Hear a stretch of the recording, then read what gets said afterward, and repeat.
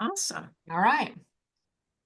Okay, so what the whole idea of today is we're going to run through as a typical session would be, and we will usually start off with introductions. I will be calling out spokes first, and you will just provide your name. You could just use your first name, the county you're in. You could say statewide or what have you, and then what your just your title, and that'll be it, like who you work for, and rather. So I'm going to go ahead and begin, and the first person I see is Amy. All right. So my name is Amy, and I work in Orange County, Chatham County, and I work for Piedmont Health Services. I am the Pediatric Developmental Care Coordinator, one of them. Great. Thank you, Amy. Hannah. Hi, I'm Hannah Russell, and I work for UNC School of Medicine, the CIDD, and I am a family navigator, and it's statewide. Great. Thank you, Hannah. Kevin. Hi, I'm Kevin. I work in Mecklenburg County, but we serve patients statewide, and I'm a social worker with Levine Children's Developmental and Behavioral Pediatrics Clinic. Ainsley. Hello, I'm Ansley Mullen. I am also a social worker at Developmental and Behavioral Peds in Charlotte. Again, we serve statewide as well as South Carolina families as well. Thank you. Michaela. Hey, my name is Michaela Robbins. I work with the ARC of North Carolina, and I'm an advocate and community liaison, and that is statewide. Great. And I will forewarn you, I unexpectedly had to keep my little one today, so if I'm looking around or have to go off for just a second, then that is why. So I apologize. No worries. Thank you. We're glad you're here. Caitlin.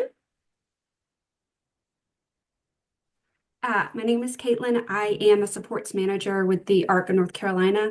I primarily support Buncombe and Henderson and Alexander counties. Wonderful. Ruth. Hi, I'm Ruth Byram. I'm with the Autism Society, and I'm in Mecklenburg County, and I support the 10 counties around Mecklenburg County, but we're a statewide organization. Thank you. April. Hello, I'm April. I'm a clinical social worker also at Developmental and Behavioral Peds. I'm in the Concord office, but we serve all counties throughout the state. Wonderful. Margaret. Hi, I'm Margaret. I'm in the Triangle region of North Carolina, so Wake, Durham, Orange counties, and I'm a care manager for the Autism Society of North Carolina.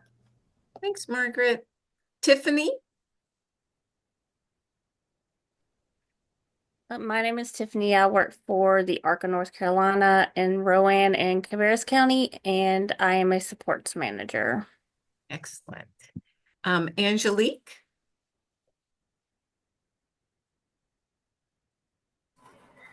Hi, I'm Angelique Cowling, and I work for the Autism Society as a care manager in the Triangle area. Great, thank you. Angel. Oh, silent observer. Well, Angel, do you have the ability to just introduce yourself before you go back off camera? Yes, I do. Can you hear me? Yep, we got you. Hi, I'm Angel Sutton. I'm HR assistant. I work for the ARC. I'm at the headquarters in Raleigh, and I'm observing silently. So thank you, Angel. We appreciate it. Thanks, yeah. Angel. And we have somebody that just joined, and I may need you to pronounce your name. Is it Meku? See here. Hi, still morning. Good morning, everyone. My name is Maiku Mo. I'm a social worker here with Developmental and Behavioral Pediatrics with Atrium Health. Great. We're glad you're here. All right, now I'm going to have the hub team introduce themselves, and I'm going to start with Christy, who's the first one I see. Hey everyone, my name is Christy Moore, and I'm the Family to Family Health Information Center program lead with the Exceptional Children's Assistance Center. Great. Thanks, Christy. Morgan? Hey, everybody. I'm Morgan Parlier. I'm the Director of Family Support Services at the Carolina Institute for Developmental Disabilities, which is out of the University of Chapel Hill School of Medicine. So I'm in Orange County, but we serve statewide. Great. Thanks, Morgan. Also, I forgot to say that. Sorry, Kim. Oh, no, you're We're a fine. statewide organization, but I'm physically located in Franklin County. Yes, yes. Thank you. Kim Tizard, I am the Director of Family Support for the Autism Society of North Carolina, and I co-facilitate with Melinda Plew, who I'm going to turn things over to. She'll introduce herself. We do have a couple other hub team members that couldn't make it this time, but they'll be here next time. So Melinda, take it away. Hey guys, I'm Melinda Plew. My title is Director of Advocacy and Chapter Development for the ARC of North Carolina. That's a statewide role. I'm coming to you from Union County today, and we're just so happy to see all of your faces. And so we're running a practice session today, a very expedited practice session. And what you're going to see from Kim and from me is that some of the things that you're going to hear are going to be very prescriptive. We do follow a script because we try to stay true to the fidelity of this model, Project Echo. So after we do introductions, then I have what we refer to as our Echo shtick, which are kind of the housekeeping rules, the guidelines for an Echo session. And as we do this session, you're going to understand more what this whole telementoring Echo series is about. So if you're confused, that's okay. We're going to roll with it, and you're going to get it shortly. So this is what I will do starting next week. So I'll say, welcome everybody to our Echo session. Our purpose in these telementoring, we are telementoring those of you who are providing family support in North Carolina for the IDD community. By the way, this is our first statewide cohort. In the past, we have done these regionally. So this is the first time we've done it statewide. As a reminder to you, Project Echo is actually an acronym, and it stands for the Extension of Community Health Outcomes. And it's a lifelong learning and guided practice model that has the goal of spreading knowledge, expanding capacity, and accelerating collective wisdom. We will use the phrase each one teach one in multiplicity when we talk about Echo. We are a learning community. We represent a group that's very diverse in our experience and knowledge. Some of you are new to your position. You might be new to your agency, or you might be new to North Carolina. And so everybody is coming at this from a different angle, but it doesn't matter to us because everybody has input that is important and that's valued, and we are all here to learn from one another. We don't want anybody in this group to feel intimidated if they don't know the answer to something, if they don't even know what question to ask. This is a very safe place for people that just want to have a community of people that can help them understand the IDD population and what resources are out there. This is purely to strengthen you guys as a group, so that when we pull out and our cohort is over, you hopefully have a group of people that have some similar casework that's happening, and you can support each other without us having to facilitate anything. So please don't be intimidated. So here are a couple housekeeping things. Number one, we ask everybody to keep themselves on mute unless they are speaking, especially those of you that wear headsets. I don't think you have any idea how much the background noise affects it. So we do use that mute button for you very liberally if we hear your background noise. So please keep yourself on mute, and then you're going to unmute yourself if you wish to speak. I mean, it's really that simple. We'd like it if you use the hand raising feature. It's easier for us to see, but if you can't, that's okay. We don't do demerits here. So we also want you spokes and you hub team members to keep your cameras on at all times. If you're here to observe, and we will have regular observers that come in and out of sessions because they want to learn more, they're really interested statewide in what we're doing with Echo. We do allow people to observe, but we actually do ask them to keep their cameras off, frankly, so we don't get confused with who's doing the engagement and who is really just observing. So that's why you'll see some people with their camera off. You will always change your Zoom name to your first name, at least, in your role, which you are either a spoke or a hub, and we're going to talk about what that means. And that's because we have a method to how we call on people, and we always are going to let spokes go first. You guys are our learners, whereas our hub team are more of our subject matter experts. We're only using the chat in these Zoom sessions to share a resource. We're not using it to converse with each other. We don't use it to ask questions. We use the live feature of Zoom for very good reasons. So please don't muck up the chat with anything other than a resource that is going to be shared with the group. We will capture those resources on the back end and share them out with you. You also do not need to take notes during these Zoom sessions. That's what we're here for. We are recording them and they are for you all to have, but then we're also capturing the resources, the recommendations in the background to share out with you. So you don't feel like you need to take notes during this session. And that's why we record them. And then the most important thing is that this is lunch hour for a lot of you. And so we want you to use your lunch hour. If you need to eat, eat. If you need to drink, drink. If you need to stand up and stretch, do that. We encourage you to do that. We know that especially some of you in doctor's offices, this may be your only break. And so we want this to be a casual experience for you.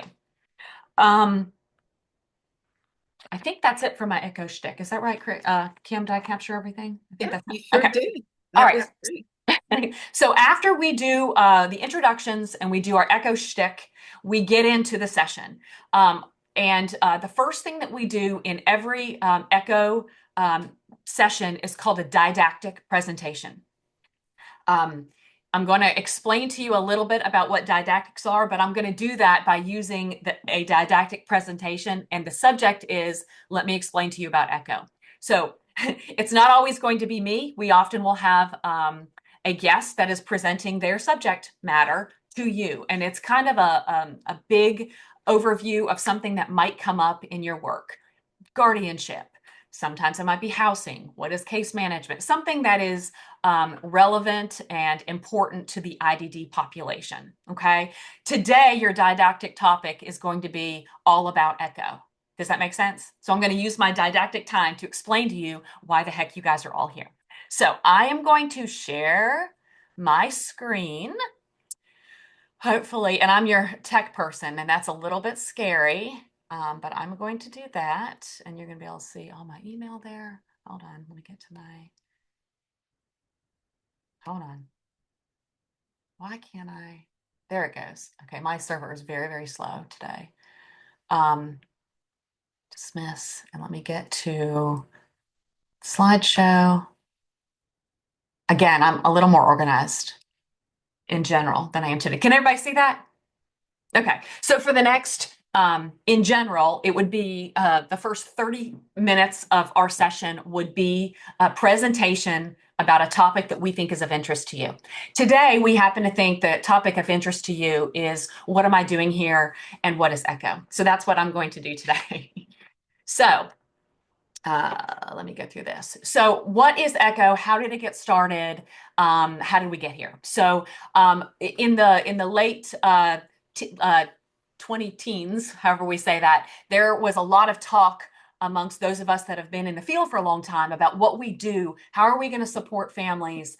How can we make sure that people don't feel like they are on an island? You know, you might be the only person in a social worker in a medical practice. And actually, there are a lot of practices that don't have a social worker at all. If you're the only person doing this work, how can we support it across the state so that people feel like they have a group of people that can also share experiences and challenges? So there was a small group of us in North Carolina that met in Albuquerque, New Mexico in 2019, which is the home of Project Echo, to learn about how we could use Project Echo for family support. Now, Project Echo, and there are some slides about this later, is not only used for family support and IDD, it's used across the world for a lot of reasons. But we wanted to talk about how to use it for IDD family support. So after we did that, and Kim and I were a part of that group, I think you probably noticed that we are not with the same organization. Kim is with the Autism Society of North Carolina, I'm with the ARC of North Carolina. We have different organizations and shared commonality, shared mission in the work that we do. So we decided that our two organizations were going to spearhead this collective effort. We got a little bit of funding, not much, from DHHS, but we're grateful for it. And we piloted our first family support Project Echo in 2020. And I believe this is number 6, I think. I've lost count, but we've completed 5, maybe 6 cohorts at this time. And we have covered the state as best as we can, which is why we've now moved to a statewide cohort. Okay, so why did we decide family support? Well, these are the things that we know. We know that siblings and parents, and Kim and I both have lived experience with that, and I suspect that many of you do too, are often caregivers and lifelong caregivers for people with IDD.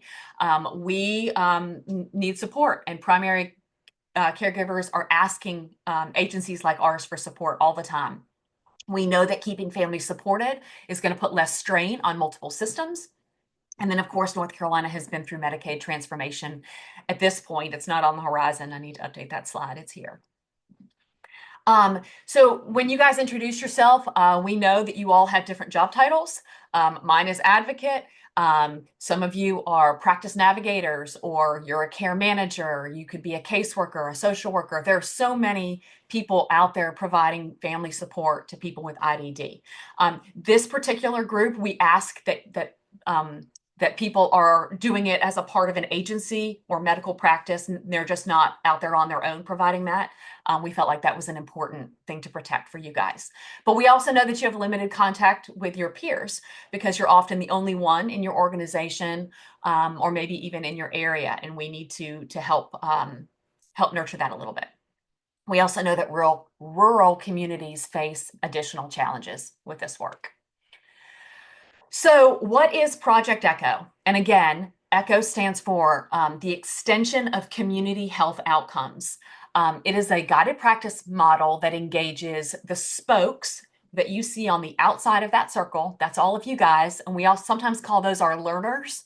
And we connect them to the hub team. And that's the center point you'll see there. And there, I have a little video to show you. Morgan and Christy Moore, Kim and I count on the hub team. Steve Strom, who's not here today. Those are what we call our subject matter experts. There's no hierarchy here. It's just that we really love our hub team, and they engage with us for lots of these sessions. And so they really want to help bestow their knowledge onto some of you. And to be honest with you, it's our hope that many of our spokes will eventually become a hub team member in the future. But through tele-mentoring, this is not a webinar, guys, this is tele-mentoring. We are trying to help all of you become better at their job that you are being paid to do right now.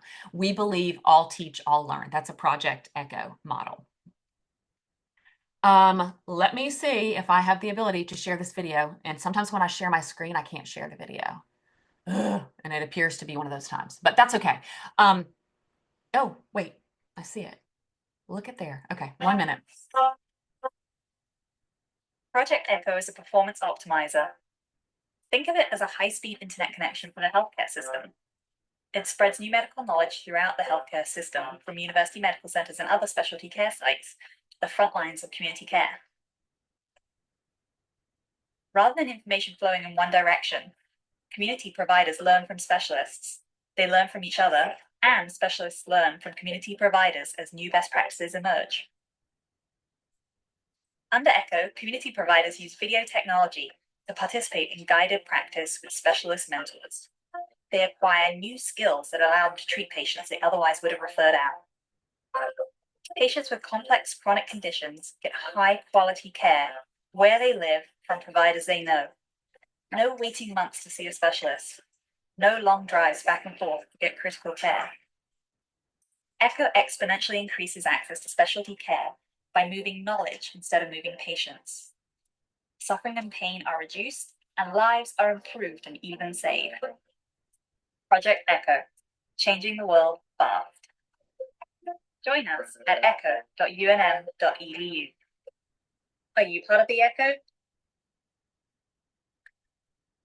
So what you can see there is that Project Echo started as a way to get medical care into very rural communities. Okay, we are taking that model and bringing it into the IDD space, but that they use Echo to diagnose malaria in small countries in Africa. They are using Project Echo, and getting those specialists in all over the world.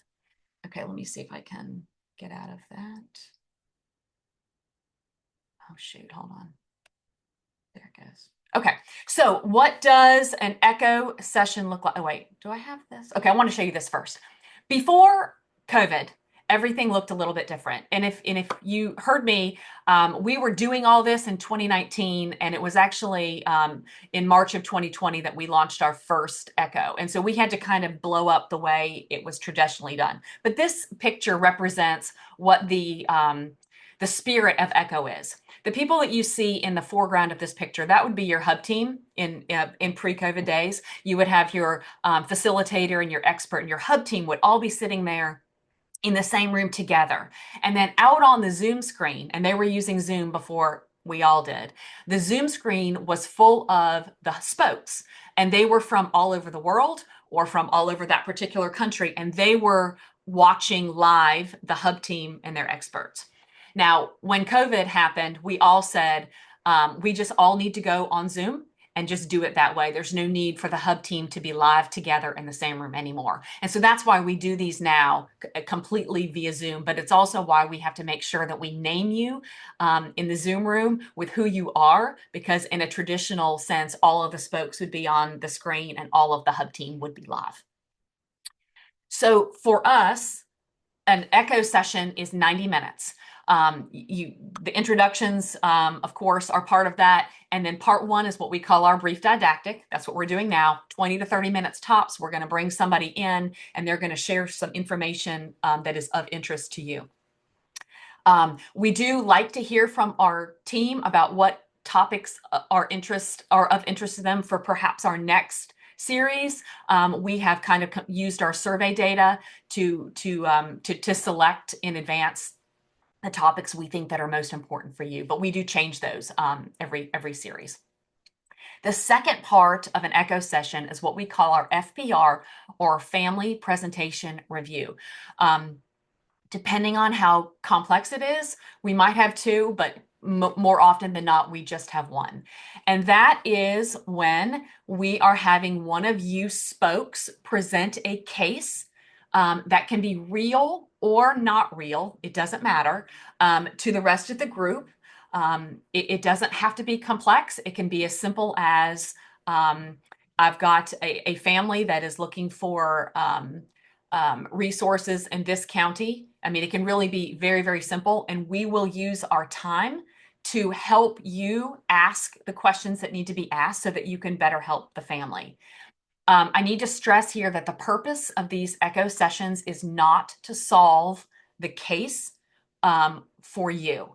Though sometimes that does happen and we do talk about things, the purpose of an Echo session is so that you guys know what questions to ask and what information to seek so that you can support that family better. So we're not fixing everybody's challenging cases here. So everybody's expectations should be lowered there. We're really trying to help get questions answered and provide you with resources so that you can help these families. And there is a prescriptive way that we manage these sessions. That's where Kim and I will take turns in facilitating, and we will always ask people first for, after they present their case. Do I have it up here? Oh no, wait a minute. Sorry, this is the Family Presentation Review. Everybody will have access to this form. And when you have a chance to present, and many of you will, you will fill out this form ahead of time, and you will then on your day present that case, and you'll say, you'll just simply go through the form and you'll present it. And then Kim and I will say, now we're going to ask some clarifying questions. Who of the spokes might have a question about what you presented, because has this person been diagnosed with autism? How old is this person?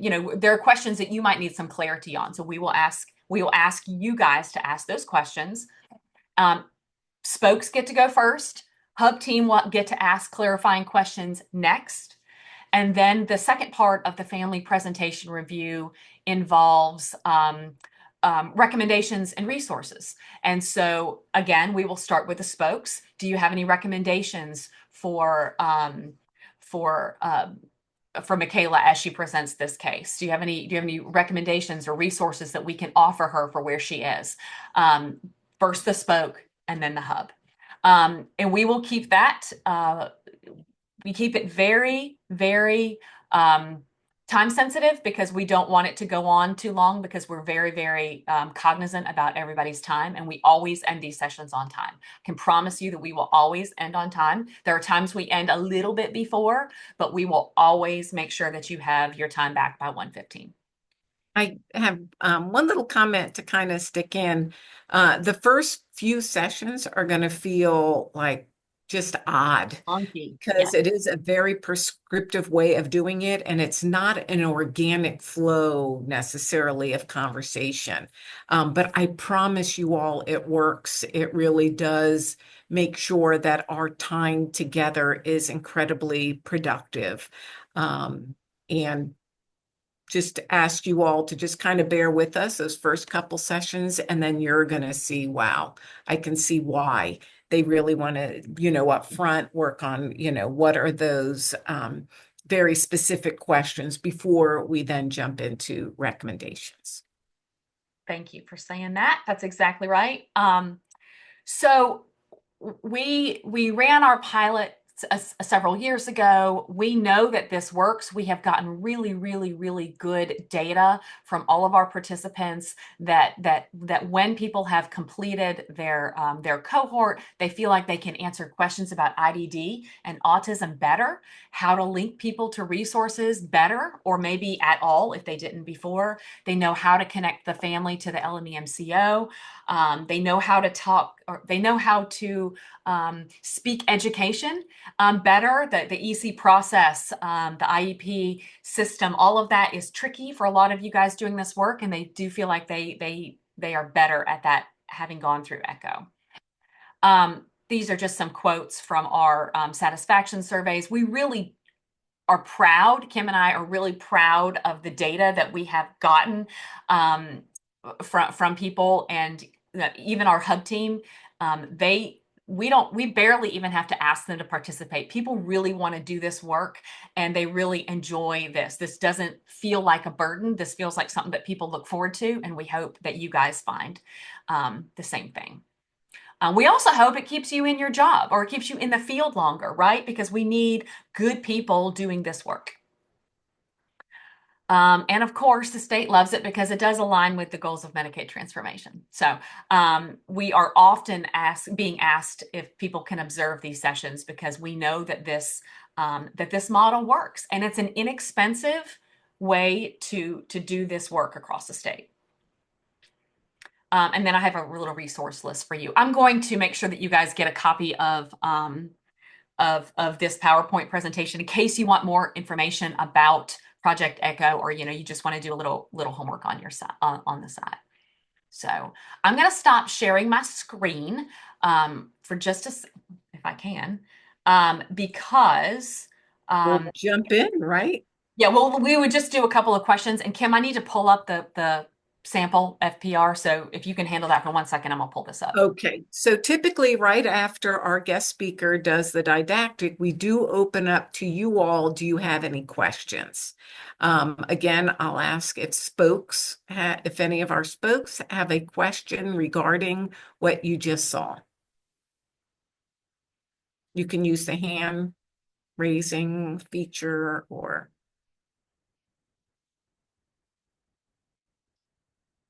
nope. Good. Then Melinda did a great job explaining what it was about. Do any of our hub team, Morgan and Christy who are on, do you have anything else you want to say toward that presentation while Melinda pulls up a practice FPR, which we'd be going through very quickly today? Go ahead, Morgan. Thanks. I was going to say, I think you've covered it all. And really, I think just to reiterate that this is a fantastic model, and that it ends up being, I think, invaluable, and has been for me over the years, as I was kind of one of those early people who felt very isolated and very much the only one doing the type of work, and at times wondered if I just didn't know what I was doing based on some of the outcomes at the time. And so it has been really rewarding over the years to be a part of this and to realize that some of the challenges that existed are very real, and to then be able to work together toward trying to find ways to work around that, and trying to find ways to advocate for shifts in the system. Great. Thank you, Morgan. Y'all Did are you- having serious Quick internet comment, Christy, too. I just wanted to add, to what Morgan said, that, I've done this a couple of times or a few times now and just find it really valuable. And we all really do learn from each other. I think the Hub team learns from Spokes, just like the Spokes learn from the Hub team as well. And I've had a lot of relationships last beyond these echo sessions that I've done, just making great connections with folks, and we continue to support each other. And I am one who looks forward to this all the time. So anytime Kim and Melinda reach out to me and they're like, "Do you want?" I'm like, "Yes, you don't even have to finish your sentence." So I hope you all find it as valuable as we do. So I'm having some significant internet trouble, and pulling that FPR. Kim, can we just talk through it just for a second, because it really isn't that critical that I pulled that particular case up. And we could send out a like a completed form so you can get an idea. I actually have quite a few saved. Yeah, So we have some samples that have been sent to us that we have used. I'll make a note. And normally we would just send them to share it with you and go through it. That's easy enough to share. I think what is important for you guys to know is that we need somebody to do this next week. So, does anybody feel brave enough, once they get the materials from Kim and from me, to do the FPR for next week? Do you have an interesting or not that interesting case that you would be willing to share with us so that this group can begin to talk you through asking the right questions, getting resources? Look at that. Gold star for Amy Woodsong. Got it. We got it. And just know that I know you all know that we only are doing this 6 times, but let's don't play roulette here and say, maybe if I don't raise my hand, nobody will call on me, because I am known to just pick a person. So we do want everybody in this group to prepare one FPR. I'll send the blank form so that we can all be confident in doing this. And so I can't promise that everybody's will get used, but we don't want people to just sit there. This is very, very interactive. You guys are going to be required to speak. And so presenting a case is a great way to do that. Here, I am sharing my screen if I can get my bar out of the way. I don't know. Can you all see that? It's small, but yeah, we can see it. Yeah, and we'll send you an updated one here. I'm looking for. It's a fillable PDF that we'll send you. I could get this to collapse. There we go. Let me make this a little bit bigger so you can see the type of information that's on here. We don't want anything that's a HIPAA identifier. We just kind of want to know what's going on and what do you need. And we can double check for that for you. And something that worked out really well last time, if you don't have a single case, you may have a couple cases. So you could kind of create a case that merges some of your 2 issues. Like, gosh, I don't know how to get the family on board with needing therapy, but I also, we're having, some of these challenges around do they qualify for Medicaid even? Whatever it is, you can create that so that you can get some of your own questions answered all into one if you don't have an actual. Does our case study have to be relevant to the topic for that day? It does not. It does not. It's nice when that lines up together, but it rarely we get that lucky. So it's okay. It's totally fine. Yeah. Great question. It is a good question. And this is the general information that's on there, just so you see. So, okay. Any questions about the family presentation review, the case review that you guys are going to be doing? Thank you so much for offering to do that. We will end every session with who's going to do the next one. So just be prepared for that. That's the only real work you need to do on the back end to be ready for echo sessions. We don't want to ask any more of you than that. And that shouldn't be a ton of work. That should be something that you already have in your to-do file. So anyway, and that's how we end our echo session. By then we've gotten to 90 minutes and you guys are getting close to 1:15 and we say, that's it. We kind of have, sometimes we have an announcements like the one we have today, which is please make sure you've done your survey. Please make sure you've done your pre-survey. Those things are very important to us. Do it. And we'll remind you and we'll bug you until it gets done. That's our announcement for today. And then next Wednesday is our next session. We are, I believe it's Kenneth. I think Kenneth Kelty is our first didactic. I think. I'm not really sure because I'm not pulling it up at the second. I'll tell you right now, I've got that pulled up. Yep. It is. And So wonderful. Kenneth Kelty is a self-advocate. So that is an adult person with IDD that is tremendous in the choices he has made and the life he has built. And he's going to share a little bit about his journey with you guys. So he is going to be talking about self-advocacy in his journey next week. And with that, then we stop recording and we end it and we tell you guys have a really great week. Go back and do what you were doing. And we'll be in touch by email with all the recommendations that we got and a link for the recording. And then we see you next week. And that's really all there is to it.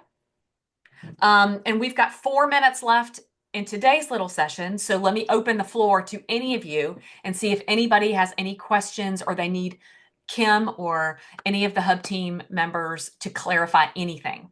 No dumb questions here.